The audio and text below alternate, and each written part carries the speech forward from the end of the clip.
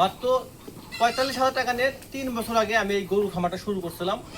আজকে 3 বছরে আমি মোট এখানে ইনভেস্ট করছি 4 লক্ষ টাকা, এবং এই 4 লক্ষ টাকা ইনভেস্ট করার পরে এই 3 বছরে আমি কি পরিমাণ টাকা প্রফিট করলাম সেই বিষয়ে আজকে আপনার সাথে বিস্তারিত আলোচনা করবো। এজন্য যে আপনারা অনেকেই নতুন খামারে আছেন যারা বুঝতে পারেন না আসলে খামার সেক্টরে কি পরিমাণ লাভ হয়, লাভ লসের যে একটা হিসাব আছে সেইটাই আজকে আপনার সাথে শেয়ার করবো।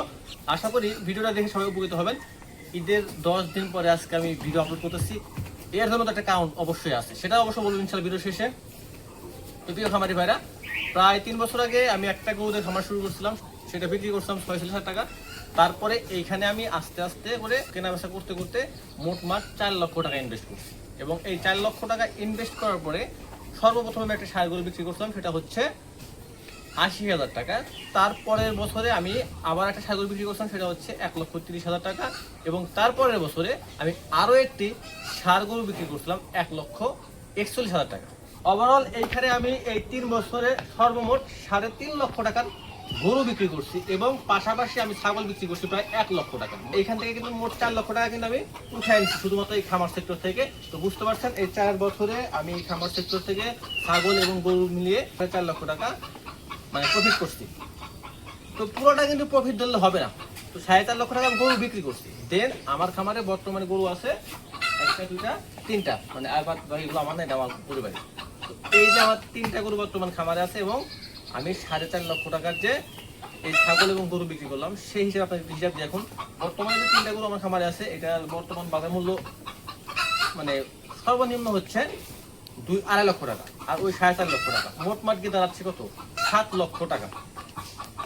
মানে আমি মোটমাট 4 লক্ষ টাকা ইনভেস্ট করলাম, এবং এইখান থেকে আমি গরু বিক্রি করা এবং বর্তমান যে খামারে আছে সেটার একটা বাজার মূল্য ধরে সেটা আমার গিয়ে দাঁড়ালো 7 লক্ষ টাকা, এবং এই শেড এবং পিছনের শেডটা আমার আছে সেই শেড দুটো তৈরি করতে আমার লাগছে আরো 1 লক্ষ টাকা, মোটমাট গিয়ে দাঁড়ালো হচ্ছে 8 লক্ষ টাকা। তো বুঝতে পারছেন যে 4 লক্ষ টাকার পুঁজি থেকে এইখানে আমি এই 3 বছরে 8 লক্ষ টাকা প্রফিট করছি, যদিও আমার খামারে বর্তমানে সেই 8 লক্ষ টাকা নাই, এখানে বড় জোর 4 লক্ষ টাকা আছে, এবং বাকি যে 4 লক্ষ টাকা আছে সেটা আমার এই গত কয়েক বছরে আমার সংসার প্লাস আমার বউ বাচ্চাদের যাই বলে না কেন তাদের পিছনে কিন্তু খরচ করে ফেলছি। তো এখন মূল কথা হচ্ছে তাহলে এই খামারটাই আমি খুবই কি একটু বেনিফিট হইলাম?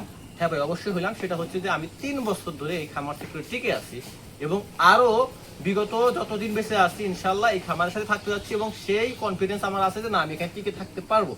এবং আমি আপনাদেরকে আর একটা কথা বলি, আমি হয়তো এখান থেকে আরো বেশি প্রফিট করতে পারতাম যদি আমি এই যে একটা বকনা দেখছেন এটা ফ্রিজিয়ান হলিস্টিয়ান ফ্রিজিয়ান, আর একটা বকনা আছে হলিস্টিয়ান ফ্রিজিয়ান, সেটা আরো বড়। এই 2টা বকনার পিছনে আমার ওভারঅল 2 লক্ষ টাকা খরচ হয়ে গেছে গত 9 মাসে। তো এই গত 9 মাসে যদি আমি 2 লক্ষ টাকা দিয়ে যদি এই বকনা না কিনে যদি আমি আরো 3 মাসের কোর্স করে দুটা করে 6টা যদি সার কিনতাম, তাহলে ওভারঅল আরো 1 লক্ষ টাকা এখান থেকে আমার প্রফিট থাকতো। কিন্তু এটা যেহেতু ভাই বকনা একটু হচ্ছে ধৈর্য ধরতে হবে, এবং আপনার আল্লাহর উপর আস্থা রাখতে হবে, তাহলে হয়তো ভবিষ্যতে হয়তো এদের থেকে হয়তো ভালো বেনিফিট পেতে পারেন।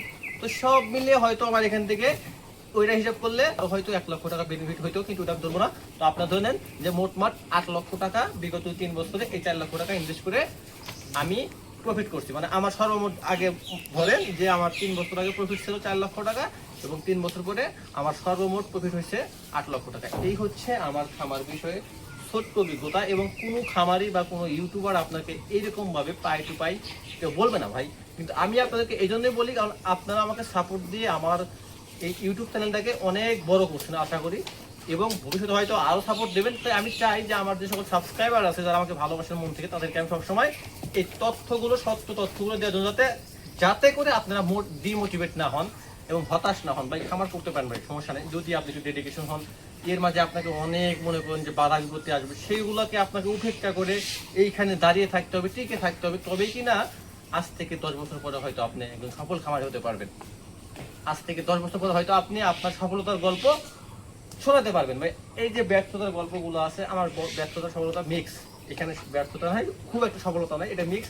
তো আলহামদুলিল্লাহ চেষ্টা করতেছে এখানে ভালো কিছু করার। তো সবাই আমার জন্য দোয়া করবেন, এবং ঈদে আপনাদেরকে ভিডিও দিতে পারি না ভাই, এই ঈদের আগের থেকে এখন পর্যন্ত মোট 10 দিন হয়তো আমি ভিডিও আপলোড করতে পারি, সেটার অনেক কারণ আছে, সেই বিষয়ে ইনশাআল্লাহ একসময় কথা বলবো ইনশাআল্লাহ। তো সবাই ভালো থাকবেন, সুস্থ থাকবেন, আমার জন্য দোয়া করবেন। আসসালামু আলাইকুম ওয়া রাহমাতুল্লাহ।